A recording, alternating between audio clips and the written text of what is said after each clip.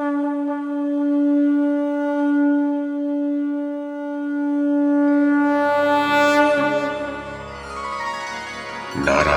नमस्कृत्य नरं चैव नरोत्तमं देवीं सरस्वतीं व्यासं ततो जयमुदीरयेत्। ओम नमो भगवते वासुदेवाय, ओम नमः पितामहाय, ओम नमः प्रजापतिभ्यः, ओम नमः कृष्णद्वैपायनाय, ओम नमः सर्वविघ्नविनायकेभ्यः।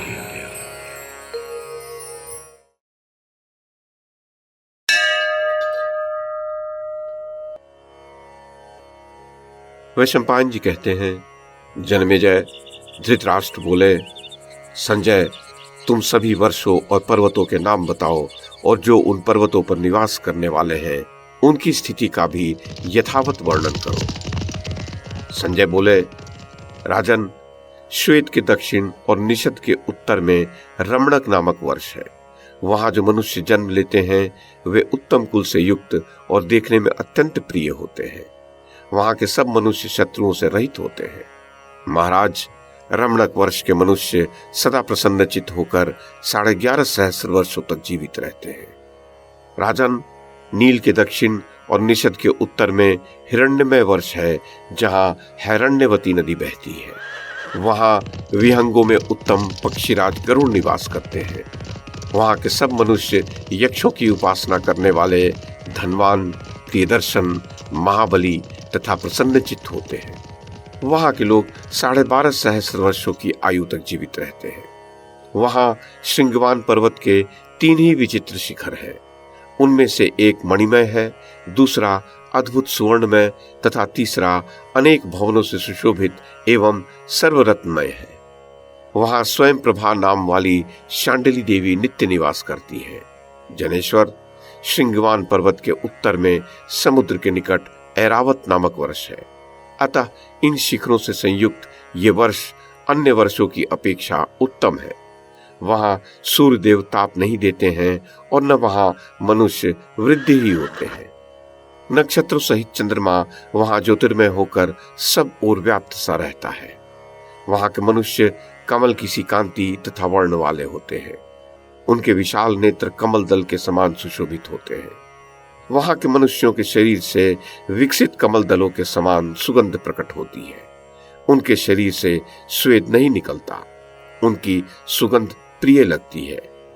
वे आहार रहित और जितेंद्रिय होते हैं। वे सब के सब देवलोक से च्युत होकर वहां शेष पुण्य का उपभोग करते हैं। उनमें रजोगुण का सर्वथा अभाव होता है। भरतभूषण, वे 13 सहस्त्र वर्षों की आयु तक जीवित रहते हैं। क्षीर सागर के उत्तर तट पर भगवान विष्णु निवास करते हैं। वे वहां सुवर्णमय रथ पर विराजमान हैं। उस रथ में 8 पहिए लगे हैं। उसका वेग मन के समान है। वह समस्त भूतों से युक्त, अग्नि के समान कांतिमान, परम तेजस्वी तथा जाम्बुनद नामक सुवर्ण से विभूषित है। वे सर्वशक्तिमान सर्वव्यापी भगवान विष्णु ही समस्त प्राणियों का संकुचन और विस्तार करते हैं। वे ही करने वाले और कराने वाले हैं। राजन, पृथ्वी, जल, तेज, वायु और आकाश सब कुछ वे ही है। वे ही समस्त प्राणियों के लिए यज्ञ स्वरूप है। अग्नि उनका मुख है। वैशंपायन जी कहते हैं, महाराज जन्मेजय, संजय के ऐसा कहने पर महामना धृतराष्ट्र अपने पुत्रों के लिए चिंता करने लगे। कुछ देर तक सोच विचार करने के पश्चात महातेजस्वी धृतराष्ट्र ने पुनः इस प्रकार कहा, सूत पुत्र संजय, इसमें संदेह नहीं कि काल ही संपूर्ण जगत का संहार करता है, फिर वही सबकी सृष्टि करता है। यहाँ कुछ भी सदा स्थिर रहने वाला नहीं है। भगवान नर और नारायण समस्त प्राणियों के सुहृद एवं सर्वज्ञ हैं। देवता उन्हें वैकुंठ और मनुष्य उन्हें शक्तिशाली विष्णु कहते हैं।